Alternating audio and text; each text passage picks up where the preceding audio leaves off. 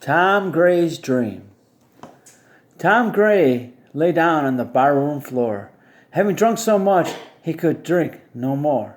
So he fell asleep with a troubled brain to dream that he rode on a hellbound train.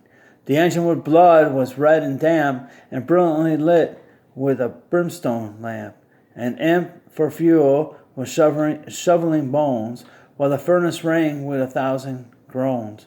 The boiler was filled with a lager beer. The devil himself was the engineer. The passengers made such a motley crew: church member, atheist, Gentile, and Jew, rich men in broadcloth and beggars in rags, handsome young ladies and withered old hags, yellow and black men, red, brown, and white, and all chained together, a horrible sight, while the train dashed on at an awful pace, and a hot wind scorched them on hand and face.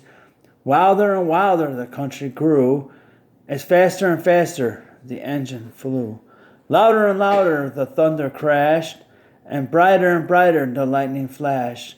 Hotter and hotter the air became, till the clothes were burnt from each quivering frame.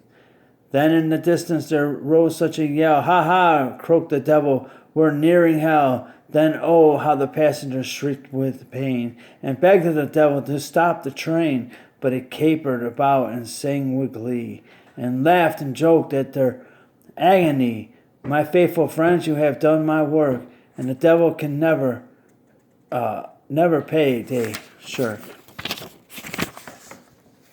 You have bullied the weak, you have robbed the poor, and a starved brother turned from your door. You have laid up gold where the cankers rushed, and given free vent to your fleshly lust. You have justice scorned and corruption sown, and trampled the laws of nature down.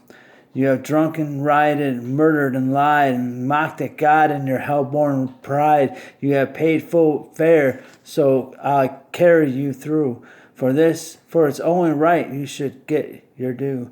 Why, the laborer always expects his hire, so I'll land you safe in the lake of fire, where your flesh shall roast in the flames that roar, and imps torment you more and more. Then Tom awoke with an agonized cry, his clothes soaked with sweat, his hair standing high, and he prayed as he never had prayed before, to be saved from drink and the devil's power. And his prayers and his cries were not made in vain, for he never more rode on the hell-bound train. Who hath woe? Who hath sorrows? Who hath contentions? Who hath wounds without cause? Who hath redness of eyes? They that tarry long at the wine, they that go to seek mixed wine. Look not thou upon the wine when it's red, when it giveth his color in the glass, when it moveth itself aright. At the last it biteth like a serpent and stingeth like an adder. That's Proverbs 23:29 through 32. Oh, how God does love sinners, drunkards, harlots, and all. He has saved all that ever trusted him. He proved his great love for us by taking the punishment of our sins on the cross. He died and rose again the third day, that he might be forgiven and have a glorious resurrection. Isn't it wonderful? Only trust him, only trust him, only trust him now. Now is the accepted time. Don't trifle.